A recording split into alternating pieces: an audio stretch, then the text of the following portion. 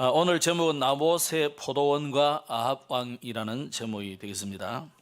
지난주 우리가 내가 여호와인 줄 알리라는 제목으로 말씀받았는데, 아람 연합군의 침공에 이스라엘에게 승리를 주신 것이 그 일을 통해서 하나님이 바로 여호와가 하나님이다, 참 하나님이다, 이걸 알기를 원하시는 겁니다. 그래서 하나님은 이스라엘을 환난에서 구원하시는 분입니다. 오늘도 저와 여러분을 모든 환난, 여기에서 우리를 건지시는 분이다. 그리고 이스라엘을 이렇게 건지신 이유는 이스라엘은 언약의 백성이라, 아브라함과 이삭과 야곱, 그들에게 맹세한 그대로, 이 언약은 맹세거든요. 이 맹세한 그대로 하나님이 지키시는 거죠. 혹시 오늘 본문에 본 것처럼 아왕과 같은 가장 악한 자라 할지라도 그가 돌이킬 때 하나님께서 은혜를 주시거든요. 그래서 악한 자라도 돌이킬 기회를 하나님이 주시기 위해서 길이 참으시는 겁니다. 그래서 전 인류가 여호와만 하나님인 것을 알기를 원하는 겁니다. 또 정말 전쟁은 하나님께 속한 것인데 7,000명과 232명, 이 7,232명만 있어도 충분한 겁니다. 그래서 사실 그들의 전쟁의 기술과 전쟁의 무기가 그들을 승리하게 한 것이 아니라 하나님 여호와가 그들을 보호하시고 인도하시고 승리를 주신 것이라는 것을 알기를 원한 겁니다. 그래서 저와 여러분이 이런 여러 가지 일들, 문제, 사건, 또 우리나라는 전쟁의 위협도 있잖아요. 지금 여기 러시아와 우크라이나가 지금 전쟁을 계속하고 있는데 이 전쟁을 하게 하시는 것도 하나님이십니다. 분명히 선교와 전도와 세계보험이라는 중요한 이유 속에 하나님이 그 속에 포함되어 있는 한 부분이에요. 그래서 우리가 떨거나 두려워하거나 그럴 이유가 하나도 없습니다. 그래서 전쟁은 사단과의 영적 전쟁이기 때문에 하나님의 백성들에게 반드시 승리를 주실 것이고, 이 전쟁은 하나님께 속한 것이기 때문에 우리가 이기고 너가 지고 이런 게 문제가 아니고 하나님이 시작하셨기 때문에 하나님이 자기의 뜻을 분명히 이룰 것입니다. 그래서 깨달을 자를 깨닫게 하실 것이고 돌이키게 할 자를 돌이키게 하실 것입니다. 이로 인해서 지금도 그래서 하나님은 역사하고 계시기 때문에 하나님은 그 하나님의 말씀에 순종하기를 원하거든요. 하나님의 말씀에. 그래서 우리는 내 마음에 드는 말씀만 다 붙잡고 그러지 마시고 하나님의 말씀, 이 말씀의 중심이 있거든요. 오늘 중고등부, 초등부 메시지에서는 이사야의 말씀 메시지를 마음에 메모한 사람들이 바벨론이라는 나라의 포로로 갔지만 그 말씀이 마음의 인생의 메모리 돼가지고 저장이 된 사람은 가서 승리하거든요. 오늘 여러분이 하나님의 말씀을 들을 때 하나님의 그 귀중한 핵심적인 이 내용의 말씀이 여러분 마음에, 여러분의 인생에 이게 메모리가 돼야 돼요. 저장이 돼야 돼요. 이게 각인돼야 돼요. 그래서 뿌리 내리고 이 하나님의 말씀, 복음이 여러분에게 체질이 되어서 인생이 되어버리면 어떤 현장에 가도 어떤 상황을 접해도 승리할 수밖에 없는 겁니다. 그런데 이제 하나님의 말씀이 듣기 싫은 사람들은 결국 어떻게 됩니까? 답답한 일이 생기는 거죠. 그 아합이 그랬잖아요. 답답하게 됐더라 그랬거든요. 그래서 오늘 온 우주를 다스리는 이가 하나님이신 것을 정말로 믿으시기 바랍니다.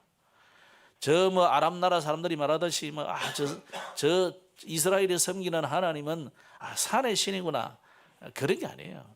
하나님은 산에도 계시고 하늘에도 계시고 물 아래도 계시고 여러분이 있는 어디든지 계시는 하나님이에요. 그래서 전능하신 하나님, 여호와 하나님, 영원 자존자, 영원 자존자. 어느 누구도 자존자는 없잖아요. 하나님만이 영원자존. 그래서 스스로 있는 자가 너를 불렀다 이라 그래요. 스스로 있는 자. 그 이름이 바로 여호와입니다. 오늘도 여러분의 모든 현장에 영원자존자이신 여호와 하나님의 축복을, 보좌의 축복을 누리시기를 주의 이름으로 축복합니다. 오늘은 나봇의 포도원과 아방인데 지난주 이렇게 우리나라에 새로운 대통령이 이제 선출되었습니다. 여러분이 누구를 찍었든지 상관없이 한 사람은 되게 돼 있는 거죠. 그래서 이제부터는 또 그 새로운 대통령이 정치를 잘 하도록 기도해 주셔야 돼요. 뭐 반대표를 던지든지 아니든지 상관없이 저는 그렇습니다. 문재인 대통령도 마무리를 잘 하고 전에 대통령들처럼 그런 불상사가 일어나지 않도록 저는 기도하고 있습니다. 또 새로 되는 대통령도 정치를 잘 하도록 여러분이 기도하셔야 돼요. 그런데 정치하는 사람들을 보면 저렇게 수모를 당하면서도 정치를 하려고 하는 것은 그 정치의 어마어마한 이 권력의 맛이 한번 들려지면 참 어렵겠다 하는 생각이 들어요. 내려온다는 것이 쉽지 않은 거예요. 그래서 어떻게 보면은 국민적인 뭐 염원이 뭐겠냐. 하도 그 정치가들의 그 이력에 너무 이 신물이 나서 뭐 네 한번 해봐라. 뭐 그런 뜻이 아니겠나. 제 혼자 생각을 해봅니다만은 그 정치의 맛을 들이본 사람들은요 내려오기 힘들어요. 이게 뭐 3선, 4선, 5선까지 올라가도 뭐 더 하고 싶어가지고 막 그런다. 그래서 저는 늘 그래요. 참 국회의원이나 이런 사람들 월급 안 주는 게 좋은데 아니 돈 많은 사람이 성공해가지고 국가가 월급 안 줘도 내가 마음대로 가서 참 국가를 위해서 헌신하고 봉사하고 그게 맞는 거지. 그 어마어마한 국회의원이라면 엄청난 이 권력이 있거든요. 평생 또 물기 나온단 말이에요. 대통령도 마찬가지고. 그러니까 그걸 쫓아가서 지금 저래 하는데 참 그 앞에 그 대통령들이나 권력을 가진 자들이 그 멸망하는 것을 보고도 나는 절대 그렇게 되지 않다고 착각하기 때문에 저러지 않을까 그런 생각을 해봅니다. 지금은 왕정 시대도 아닌데도 그러잖아요. 그러면 오늘 이 아방은 절대 권력을 가진 왕정 시대거든요. 왕의 명령이면은 뭐 무엇이든지 할 수 있는 그 시대 아닙니까? 거기다가 아방은 이스라엘 최대의 남유다 북이스라엘 합해서 제일 악한 왕이라. 왕비도 남유다 북이스라엘 합해서 제일 악랄한 여자가 이세벨이라. 제가 보기에는 아마 인류 역사 속에 이렇게 부부끼리 다 악랄함으로 원내서 된 왕은 그리 많지 않다 싶어요. 뭐 제가 세계 역사를 공부한 것으로 봐서는 그래요. 참 희대의 이 부부끼리 만난 거죠 이게. 그런데 이 사람들이 얼마나 자기의 탐욕을 채우려고 하겠습니까?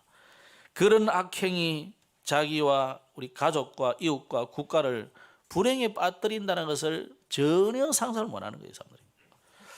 그래서 오늘 본문은 권력자가 힘을 잘못 휘두를 때 어떤 재앙이 오는가를 보여주는데요. 첫째로 이 아합과 이세벨이 굉장히 권력을 남용합니다.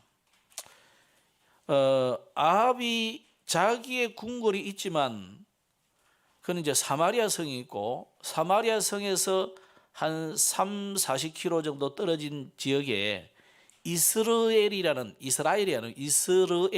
평원이 있어요. 평야지대가 있죠.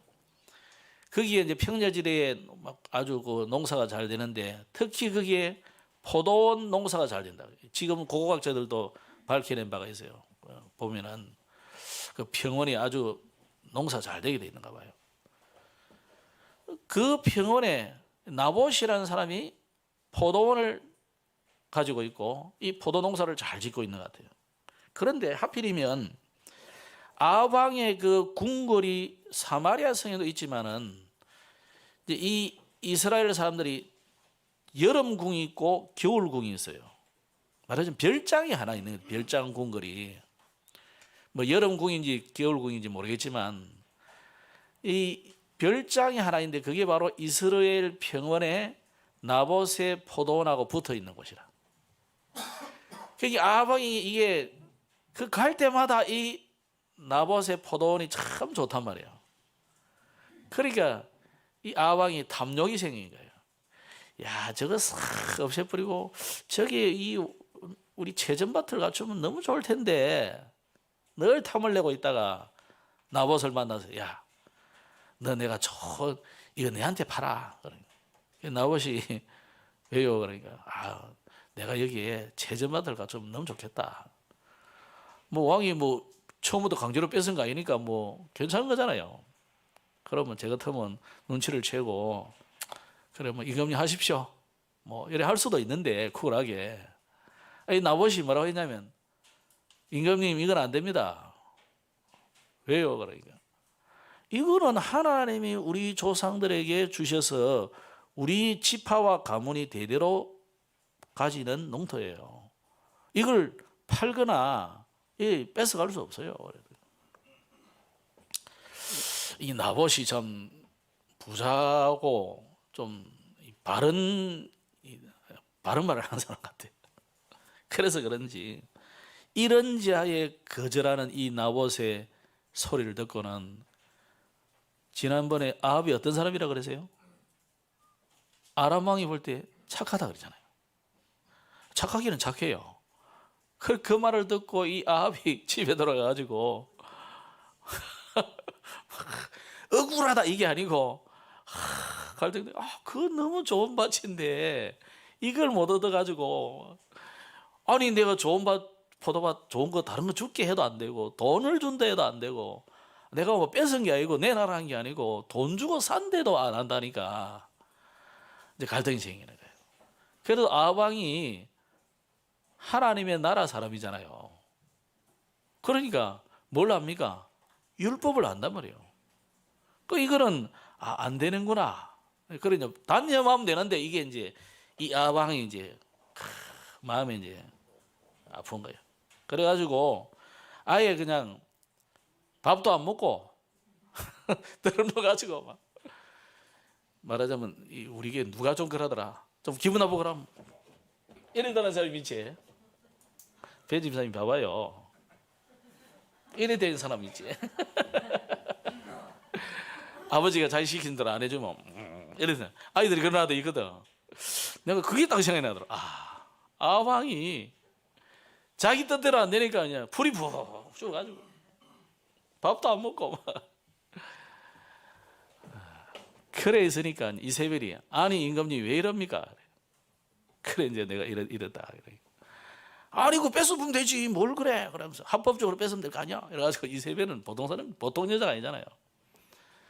합법적으로 뺏기 위해서 공작을 벌입니다. 왕의 이름으로 편지를 썼어요. 그래가지고 거기다 왕의 도장을 찍고 뭐라고 하라 했냐면 그 지방 장관에게 보내가지고 나봇이 이런 죄를 지었으니까 증인을 세워가지고 나봇을 죽이고 그 포도원을 뺏어라. 그 명령을 내리니까 뭐 지방 장관이 왕의 명령인데 그래야 되는 거 아닙니까? 그래가지고 이 나봇의 포도원을 뺏어가지고 아방에게 다 주는 거예요. 갑시다. 오늘 읽은 본문은 그래가지고 이제 자기의 나봇의 포도원을 뺏은 것을 이제 둘러보러 가기 위해서 출발하는데 짱 하고 누가 나타난 거예요. 디셉 사람 엘리야가 나타난 거예요. 얼마나 섬뜩하고 놀랬겠어요. 아합이. 나는 생각할 때 굉장히 놀랐을 것이라 생각합니다. 그러면서 이제 이 아합이 아주 악한 말을 하죠. 네가 우리의 선지자들을 죽이더니 이제 네가 나타나냐 이러면서 지금 이야기하는 거죠. 자, 그러면 거기서 엘리야가 아방에게 굉장한 심판을 선언하는데 하나님이 아합에게 선지자를 보낼 때는 축복의 말씀도 있지만 아주 심판의 말씀도 있습니다. 오늘 아합에게 엘리야를 보낼 때는 여기에 뭐라냐 무서운 심판을 예언했는데 한마디로 네가 죽이고 빼앗았느냐 그랬어요. 사실 죽이고 빼앗은 건 누가 그랬어요? 이세벨이잖아요. 그러나 왕은 책임자이기 때문에 내가 어떤 분을 보니까 자기가 다 안 했대. 그러니까 안 해도 책임자는 책임을 져야 되는 거예요. 아니 자기 회사에 아주 말단 대리가 실수했다. 그럼 중간에 위에 사람이 책임을 져야 되지. 밑에 지가 다 책임지도록 하면 그거 뭐 어떻게 됩니까? 관리 감독 책임이 다 있는 거예요. 연대 책임이 있는 겁니다. 그러니까 네가 죽이고 또 뺏었느냐. 이 아합의 탐욕을 채우기 위해서 이런 어마어마한 악행이 벌어졌는데 아합이 책임져야 된다 이 말이에요.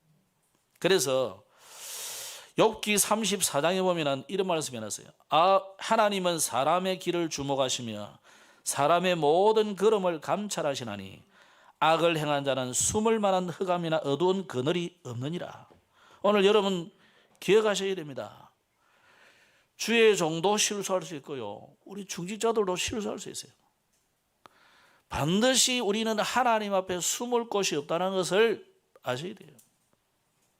그래서 모든 여러분이 이불 속에 한 이야기도 다 드러나요. 예수는 그러잖아요. 집안에서 이야기된 게 저 지붕에서 전파되고 네가 숨어서 한 이야기도 전부 산에서 전파된다. 오늘 이 시대는 더 그런 것 같아요. 그래서 여러분 하나님 앞에 뭘 숨기려고 하지 마시고 여러분이 혹시 죄를 범했을 때 신속하게 회개하는 것이 그게 최우선이에요. 자꾸 그거 덮으려고 하다 보면은 이거 덮고 저거 덮고 하다 보면요 실수하거든요. 그래서 아합에게 심판이 선포되었는데 엘리야가 나타나서 자신의 악행을 속이려고 옛날 일을 덜먹입니다. 나타나니까 이제 아합이 이제 속이려고 옛날 일을 덜먹이는 거죠. 그 자기 선지자 850명을 죽인 걸 가지고 이제 이 엘리야를 아주 이제 악하게 이제 책망을 하고 그러는 겁니다. 그런데 이제 20절에 보면은 네가 스스로 팔려서 여호와 보시기에 악을 행했다. 이 욕심에 사로잡힌 아합은 자신도 모르게 악의 죄악의 노예가 되어 있는 거죠. 이 사람. 자기 스스로 잘못한 것도 모릅니다. 22절에 보면은 하나님의 노를 격동했다고 그랬어요. 이 말씀을 자꾸 잘 안 듣고요 무시하다 보면 하나님의 분노를 격동하게 되는 겁니다. 그리고 22절에도 보면은 이스라엘 백성들로 범죄케 했다 그래요. 지도자가 잘못하면 자기만 아니라 온 나라 백성들을 파멸로 이끌어가기 때문에 그렇습니다. 그래서 아합이 심판을 받게 되는 겁니다. 두 번째로 나봇의 포도원을 끝까지 지켜야 될 이유가 뭐겠습니까? 오늘 이제 사실 이 나봇의 포도원은 굉장히 유명한 내용이면서도 유 목사님은 여기에 대한 설교를 하나도 안 했었어요. 그래서 제가 이제 한 장씩 이렇게 쭉 넘어가는데 여기에서 우리에게 주시는 이유가 뭘까? 여러분 나봇의 포도원 이야기를 우리가 들어야 될 이유가 뭐겠어요? 포도나무는 이스라엘을 상징하는 여러 가지 그 단어들이 많습니다. 무화과 나무라든지 또는 뭐 포도나무라든지 밤나무라든지 상수리 나무라 이런 것들 전부 이스라엘을 상징하는 내용들이 많아요. 근데 그 중에 이제 이 포도나무, 포도원 이것은요 교회를 상징하는 중요한 예표입니다. 그러면 이 나봇이 포도원을 지키려는 하는 것은 단순하게 뭐 자기 것이니까 지키고 또 우리 뭐 조상들이 또 하나님 우리에게 주신 것이기 때문에 지킨다 그런 정도의 수준을 넘어서는 거다 이 말이에요. 그래서 여기에는 굉장히 영적이고 우리 전도와 선교를 위한 중요한 내용들이 들어있는 거죠. 그럼 먼저 나봇은 누굽니까? 열왕기하 9장 7절에 보면은 아주 하나님을 경외하고 말씀대로 살고자 노력한 아주 신실한 믿음의 사람입니다. 그래서 엘리사는 나봇을 여호와의 종이라 이렇게 표현했어요. 여호와의 종. 그 여호와의 종이라는 단어를 함부로 사용하지는 잘 않잖아요. 그럼 나봇이 이렇게 아방에게 이걸 함부로 주지 않으려는 것은 뭐 자기 재산을 지키겠다는 그 의미도 있지만 그것을 넘어서서 이 사람의 말을 두려워하거나 사람의 말에 그냥 아첨하거나 떠는 것이 아니라 그는 하나님의 말씀대로 살려는 사람이에요. 그리고 이 나봇에게 아합이 처음부터 뭐 내놔라 이런 게 아니거든요. 권력을 이용해서. 뭐 아합으로서는 상당히 합당하게 이야기를 했어요.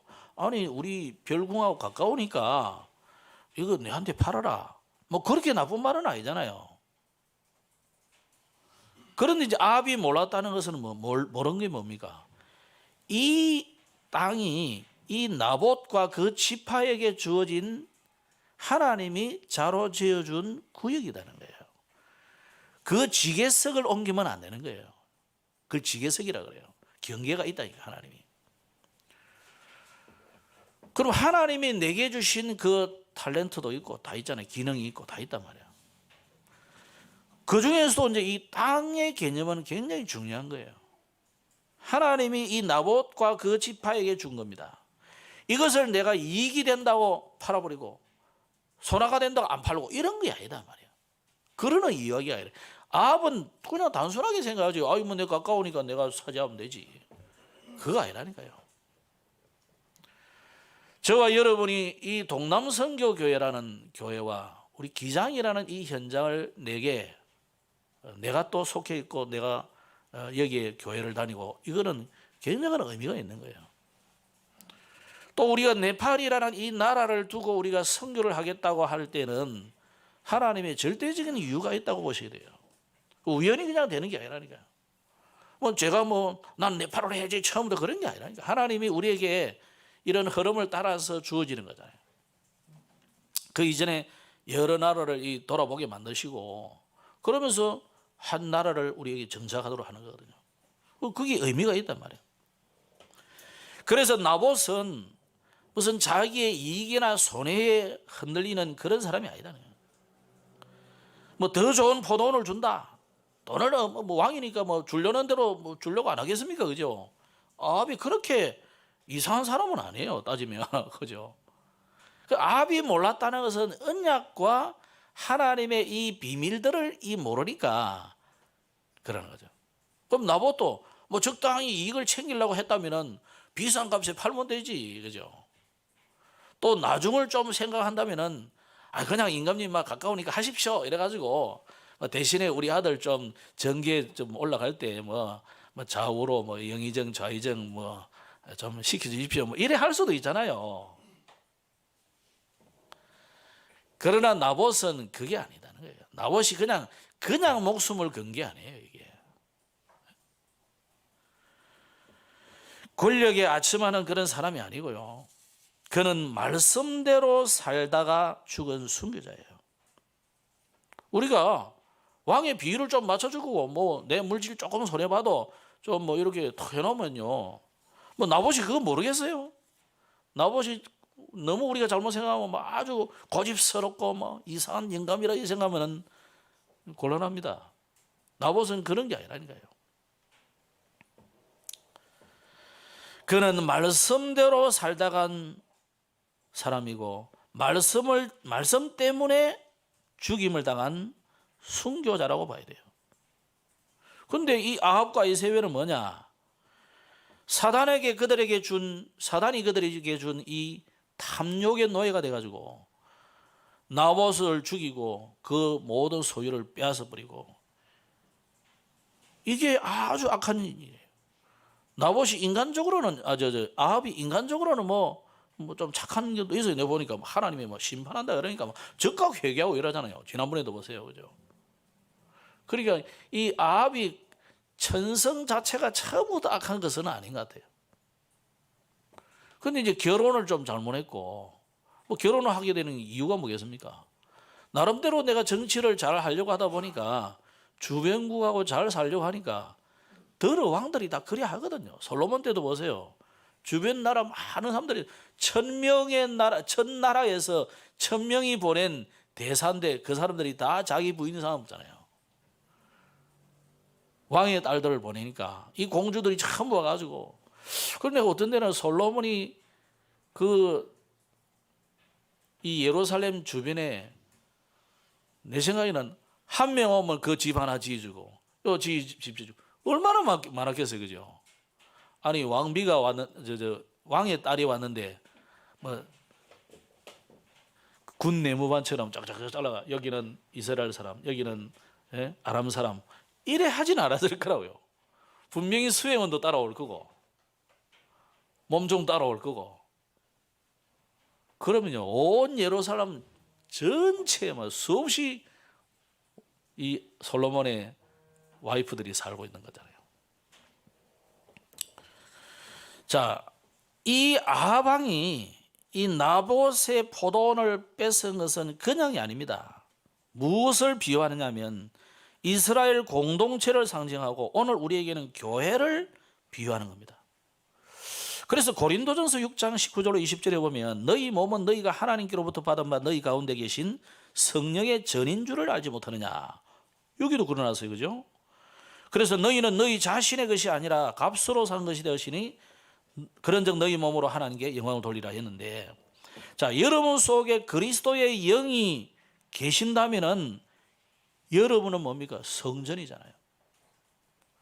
그러면 이 포도원은 뭘 상징합니까? 바로 하나님이 계신 성전, 교회, 이걸 의미하는 거예요. 그래서 이사야 5장에도 보면 내가 사랑하는 자를 위하여 노래하되 내가 사랑하는 자의 포도원을 노래하리라. 내가 사랑하는 자에게 포도원이 있으며 심히 기름진 산에로다. 땅을 파서 돌을 제하고 극상품 포도나무를 심었도다. 그 중에 망대를 세웠고 또 그 안에 술터를 팠다. 좋은 포도원 맺기를 바랐더니 들포도를 맺었도다. 뭐 이렇게 쭉 나오는데 그 이스라엘을 상징하는 말이에요. 이스라엘을 상징하는 말은 교회를 말하는 겁니다. 믿음의 공동체, 복음 공동체, 이 교회를 말하는 거예요. 그래서 이사야가 또 27장에 이야기하기를 그날에 너희는 아름다운 포도원을 두고 노래 부를지어다. 포도원을 왜 노래합니까? 교회를 노래하는 거예요. 교회의 머리 대신 그리스도를 찬양하는 것을 말합니다. 마태복음 20장에 예수님께서 천국은 마치 품꾼을 얻어 포도원에 들여보내라고 이른 아침에 나간 집주인과 같다 하면서 이 포도원과 품꾼 이야기를 통해서 교회가 해야 될 중요한 일들을 지금 설명하고 있어요. 마태복음 21장에도 이걸 이야기했고 마가복음 12장에 누가복음 20장 전부 그 이야기 해놨습니다. 그런데 아가서에 보면은 우리를 위하여 여우 곧 포도원을 허는 작은 여우를 잡으라고 하면서 이 교회를 상징하는 아주 이야기를 해놨어요. 그래서 그 아가서에 나오는 두 등장인물, 왕과 그 아름다운 여자, 아름다운 여자는 교회를 상징하는 것이고 신랑은 뭡니까? 그리스도를 상징하는 거예요. 다 합해서 교회를 말하는 거예요. 그렇기 때문에 자, 오늘 이 포도원을 나봇의 포도원을 몰수하려는 작전을 펼치는 이 아합을 사단이라고 본다면, 예를 들자면 사단이 지금도 뭘 합니까? 교회를 삼키려고 달려드는 거죠. 이걸 개인으로 말하자면 여러분 자신이 교회잖아요. 오늘도 사단은 하나님의 성전인 여러분을 어쨌든지 넘어뜨리려고 불꽃 같은 눈동자로 살피고 있다는 거예요. 그래서 오늘 저와 여러분이 오늘도 우리가 믿음 속에 거하지 않으면, 말씀을 놓치거나 기도하지 않으면 여러분이 구원은 막을 수 없지만은 구원받은 이후에 천국에서 이 땅에서의 누림을 자꾸만 방해하는 거죠. 그래서 바울 사도는 깨어 있어라. 깨어 있는 게 뭐냐면 기도해라. 전신갑주를 입으라고 하면서 마지막에 뭘 이야기했습니까? 하나님과 대화해라. 무시로 성령 안에서 기도해라. 그래서 창세기 3장 포도원은 사단의 영을 받은 또 다른 아합에 의해서 자주 포도원 몰수 작전에 늘 휘말려 갑니다. 창세기 6장에 네피림 영을 받은 아합에 의해서 포도원 몰수 작전에 자꾸 말려들고요. 창세기 11장에도 바벨탑에 전 인류를 모아가지고 자꾸만 이 포도원을 떠나도록 사단이 유혹하는 거죠. 본문은 이 포도원이 아합의 별궁에서 가깝다는 이유로 자꾸 이제 접근하는 거죠. 좋은 조건을 제시하기도 하고 이렇게 해서 저렇게 유혹을 합니다. 오늘 여러분 세상 살면서 사단은요, 여러분을 자꾸만 믿음에서 떠나도록 자꾸 유혹합니다. 속지 마시기 바랍니다. 또 교회 안에 들어와서 세상 밖에는 공산주의도 있고 있지만은 교회 안에서는 또 민주주의라는 걸 가지고 또 합니다. 우리가 뭔가를 결정하는 방식은 민주주의로 하는 것이 제일 좋아요. 그러나 진짜 우리가 복음 때문에 뭔가를 결단할 때는 신본주의가 돼야 돼요. 이해됩니까? 정말 우리가 복음적인 선택을 할 때는 하나님 중심으로 선택을 해야 되는 것이지. 그렇죠?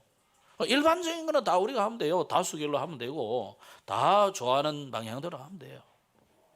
그러나 우리가 정말 복음 때문에 뭔가를 결단하고 뜻을 정할 때는 오직 복음, 오직 하나님 중심으로 돌아가지 않으면은 교회는 사단에게 늘 지게 되는 거예요.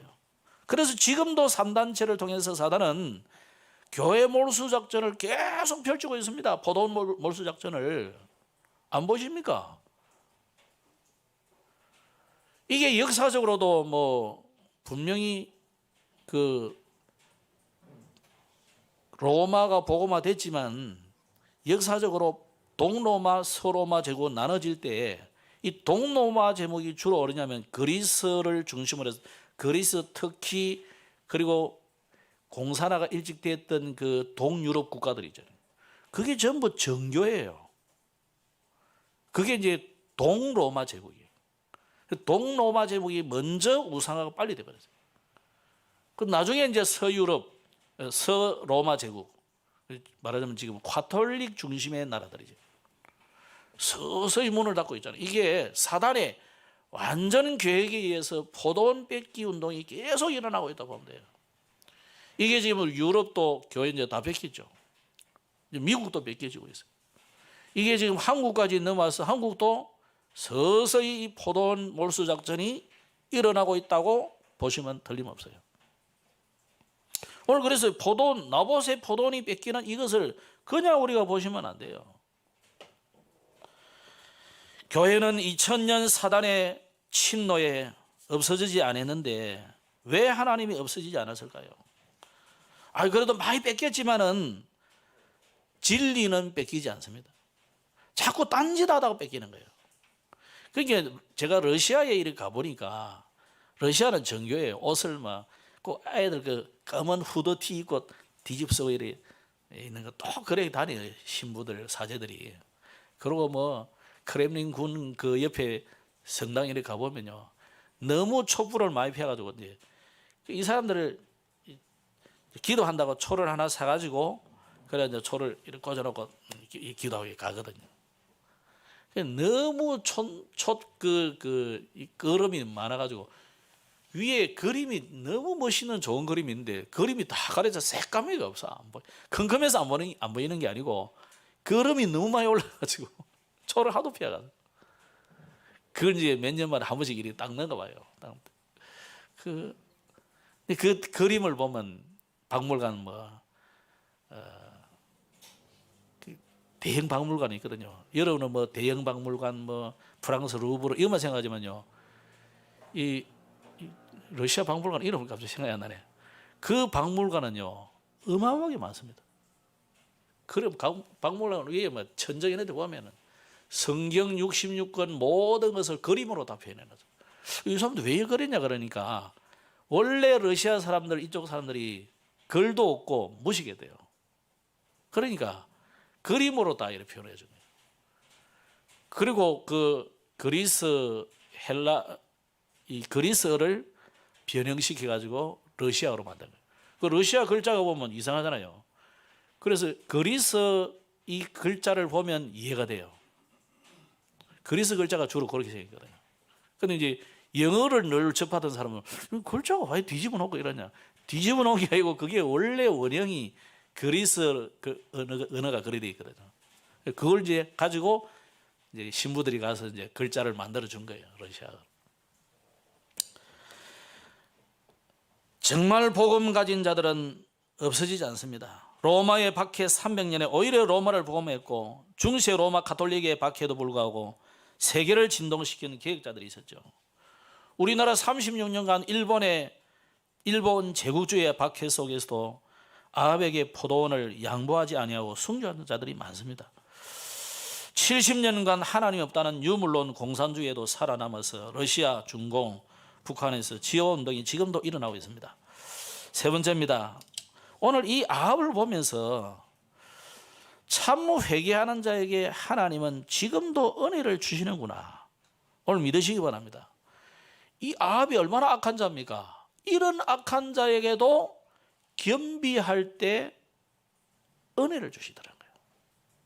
오늘 혹시 여러분, 나의 죄는 뭐 주님이 전혀 용서하지 않으시구나. 아닙니다. 천만의 말씀이에요. 아합이 겸비할 때 하나님 앞에 하나님이 용서하신다니까요. 심지어 그 재앙을 내리기로 한 하나님의 그 의지가 그게 미뤄지다니까요. 그래, 네가 그렇게 회개하는 걸 보니까 재앙을 너 당대는 당하지 않게 하겠다. 그리고 약속도 하고 그랬어요. 하나님의 심판을 들은 아합이 겸비했다. 그래서 이제까지 수많은 하나님의 말씀을 듣고도 거역하던 아합이요, 이 무서운 심판 앞에 하나님의 굴복한 것이죠.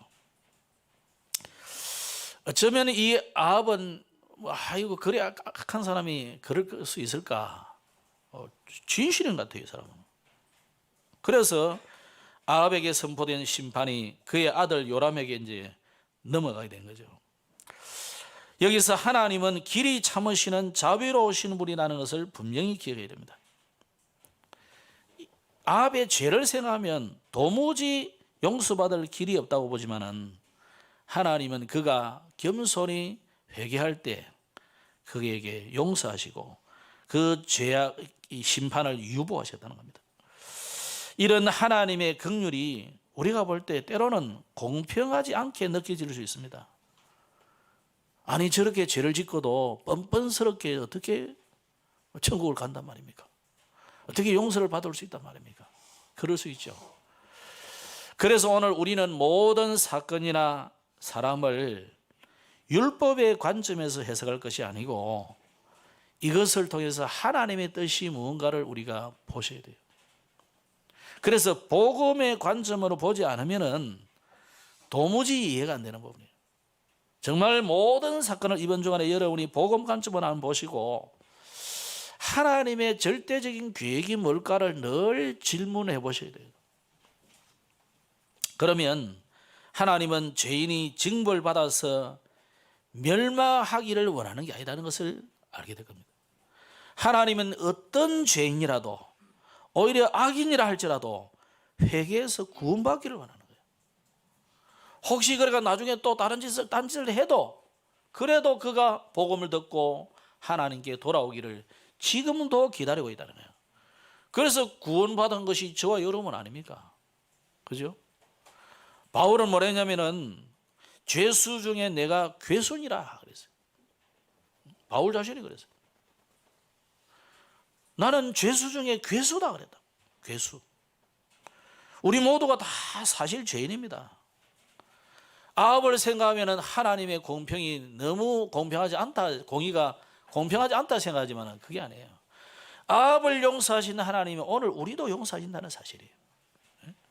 그렇다면 오늘 우리가 진짜 하나님 앞에 엎드리기만 한다면, 오늘 십자가를 붙들고 예수님을 믿기만 한다면 저와 여러분은 구원받은 하나님의 자녀가 되는 겁니다. 말씀 맺겠습니다. 오늘 이 말씀을 보면서 오늘 여러분이 오직 복음을 누리시기 바랍니다. 그러면서 여러분, 우리는 순간순간 일어나는 탐욕이라는 게 이게요, 굉장해요. 이게 우리 인간을 집어삼켜 버리는데 사단이 이걸 활용하잖아요. 이게 이제 우리가 기도하는데도 자꾸 그렇죠. 어제 핵심에도 그런 말씀했죠. 사람들이 자꾸 응답을 찾으려 한단 말이에요. 그러니까 응답보다 뭐가 중요하다 그러냐면 복음 누리는 것이 더 중요하다 그랬어요. 자꾸 응답을 추구하다 보면요, 우리의 탐심이 가깝게 됩니다. 그래서 여러분, 바울이 뭐랬냐면 그리스도께서 십자가에 죽었을 때 같이 죽었다 그랬어요. 내 모든 탐심, 탐욕 이것도 같이 죽었다는 거예요. 오늘 여러분 나는 죽고 그리스도가 살아나기를 주의 이름으로 축복합니다. 그래서 누가복음 12장에도 삼가 모든 탐심을 물리치라 그랬어요. 내가 응답받으려는 그것도 탐심이 될 수 있어요. 그래서 하나님이 주시면 좋고 안 주시면 어쩔 수 없잖아요. 기다리고 또 시간표를 보고 기다리는 거예요. 근데 자꾸만 지금 안 되면 안 된다는 이 강박관념에 의해서 이러면요, 사단이 탐심을 딱 줘가지고 다른 길을 딱 생각하면 다른 건 나오거든요. 궁하면 통한다고 나오게 돼 있어요. 그러면요, 이게 이제 하나님 주시는 응답이라고 자꾸 이제 우리가 스스로를 위안하는 거죠. 그러지 마시고 하나님의 때를 기다려 보시기 바랍니다. 오히려 우리는 위기가 오고 큰 손해가 날 때 더 복음을 누리시기 바랍니다. 우리가 사실 나봇 같은 사람은 어떻게 보면 잘못 보면 미련한 노인이라 생각할 수도 있어요. 그죠? 아니 뭐 그냥 좋은 게 좋다고 그냥 뭐 던져줘 버리고 권력을 좀 누리든지 그러면 돈을 많이 좀 달라 하든지 하면 될 텐데 왜 바보같이 그럴까? 그런 정도가 아니라 이거는 나봇은 순교자예요. 여러분 이번 주간에 여러분에게 손해가 될지라도 말씀 따라가시기 바랍니다. 위기가 온다고 할지라도 복음을 누리시기 바랍니다. 아멘이 잘 안 되죠. 저도 그렇게 쉽지 않았습니다. 이게 쉽지 않지만 여러분이 복음 누리는 것이 그게 최고 빠른 길이고 그게 제일 안전한 길이고 그게 하나님 축복하는 길이에요. 그래서 여러분이 어려움이 오고 문제가 올 때 손해가 날 때 작은 선택을 하면 100년의 응답이 온다고 그래요. 오늘 이 나봇은요, 그가 죽고 없어진 것 같지만 그는 순교자예요. 그는 오늘 우리에게까지 이것이 증거되는 천년의 응답, 몇 천년의 응답을 받은 거잖아요. 오늘 또 나봇 설교를 또 하잖아요. 나봇 이야기를. 오늘 여러분, 저와 여러분이 정말 말씀 따라가는 사람 되시고 지금은 이런 순교자가 아닌 산순교자인 선교사를 보낸 시대예요. 그래서 우리 교회가 지금 선교사를 보낼 그런 수준은 안 되는데 하나님이 그런 응답을 우리에게 주시려고 기회를 주신다고 저는 봅니다. 그래서 우리가 뭐 순교자를 내는 시대는 아니고 그렇지만은 산순교자인 선교사를 파송하는 응답을 우리가 좀 받아야 되겠다.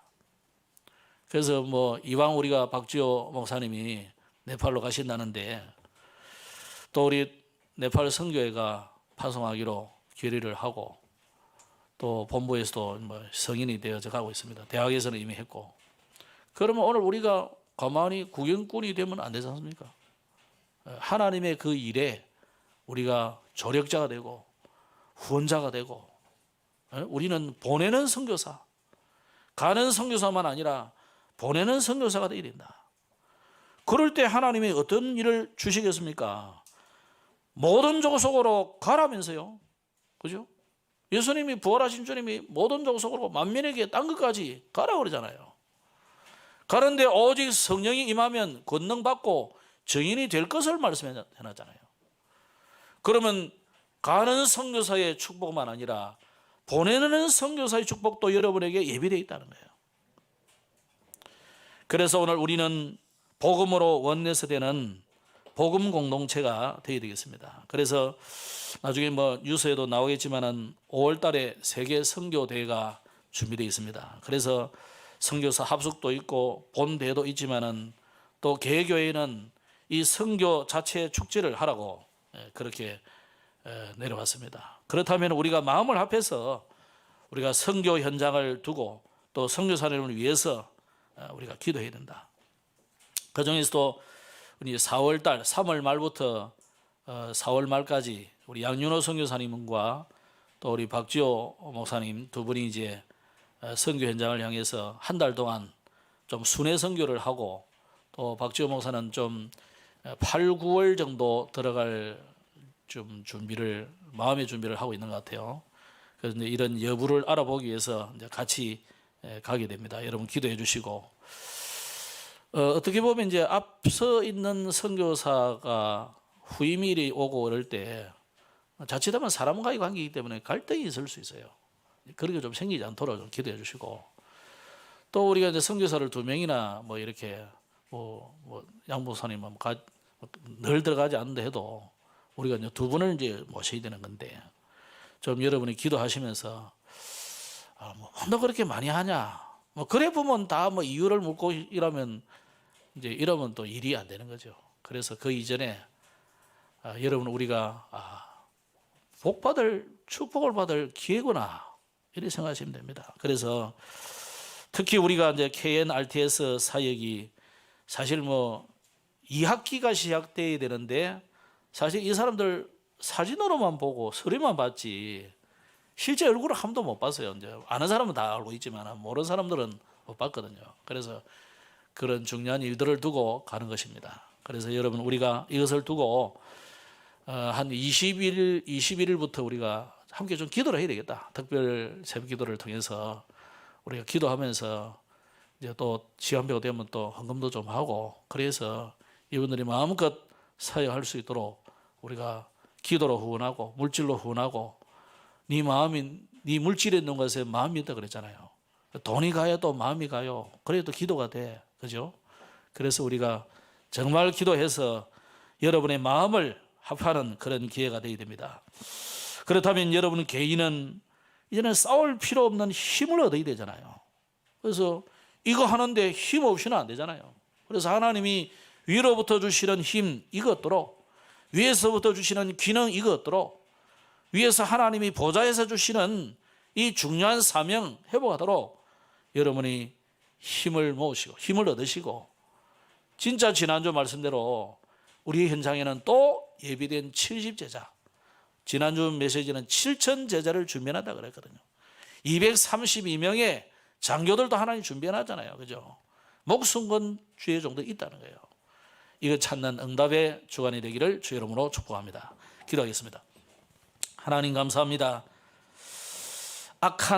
가장 악한 아방이 회개하는데 하나님이 그의 겸비함을 보시고 그 징계도 미루신 것을 우리가 봅니다.